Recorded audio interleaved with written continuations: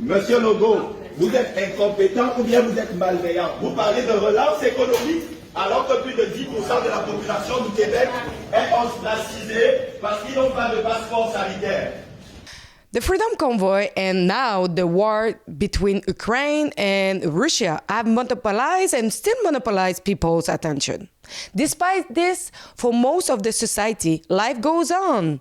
In this storm of events, we forgot to mention that François Amalega, the freedom fighter from Quebec, is still in prison and has been for more than 38 days now. Last night, several supporters gathered at the border prison in support of François Amalega, where he is currently incarcerated, to light candle for him. Many of them are overwhelmed by the event happening to him. On Wednesday, February 2nd, Mr. Amalega appeared at the Montreal courthouse to answer a charge of failing to comply with conditions that prohibited him from entering within 300 meters of Premier François Legault.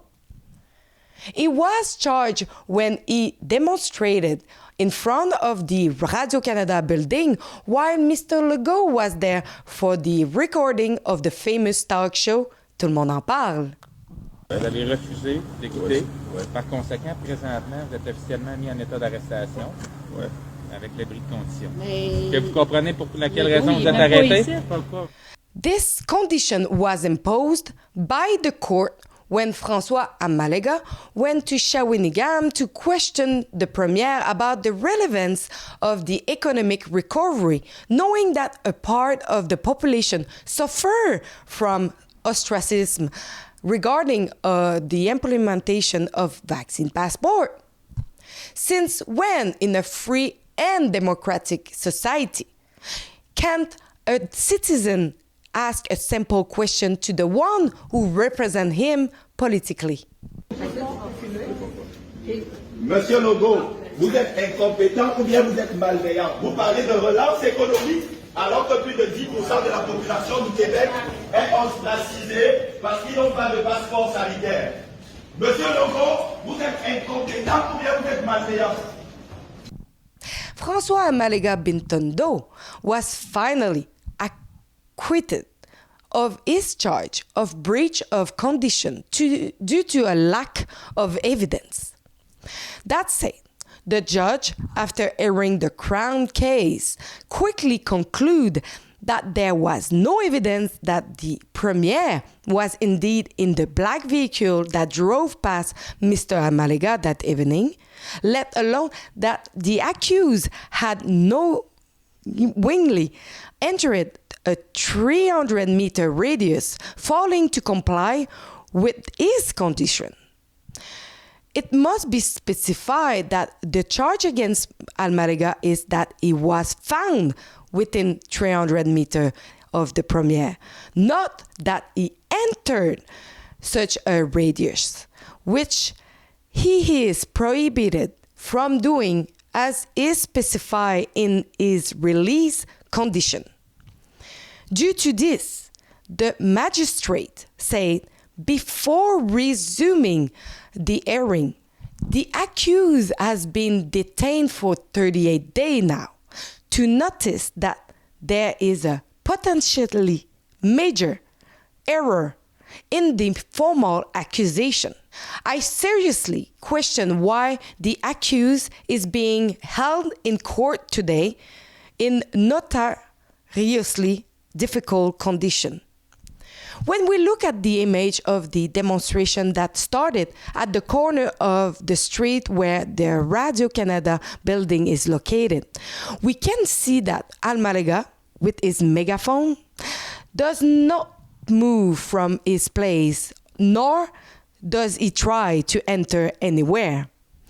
The judge mentioned before acquitting Mr. Amalega, is it even possible to penetrate from a logical and legal point of view an exterior place in an open area in the middle of a metropolitan center? So was he incarcerated in order to be silenced so that he couldn't continue to lead action for freedom. The judge also mentioned something quite telling. You don't detain people in jail just because you find them tiresome, disruptive. And above all, and it is sad to have to remind you of this, you don't detain citizens in prison just because they may be against government decision or because they dare to show their disagreement with law or measure. Unfortunately, there are many places in the world where the state cracked down or dissent by imprisoning in its citizens, but Canada is not one of those places, he added. Remember that Amalega has been detained for over 38 days on what appear to be trumped up charges. According to Judge Denis Galiastatos, these charges send shiver down to his spine, and he wants to see him released soon. His acquittal by Judge Denis Galiastatos in Montreal did not allow François Amalega to regain his freedom immediately. He will probably have to wait in jail until his trial in Trois-Rivières, which has been set for late April.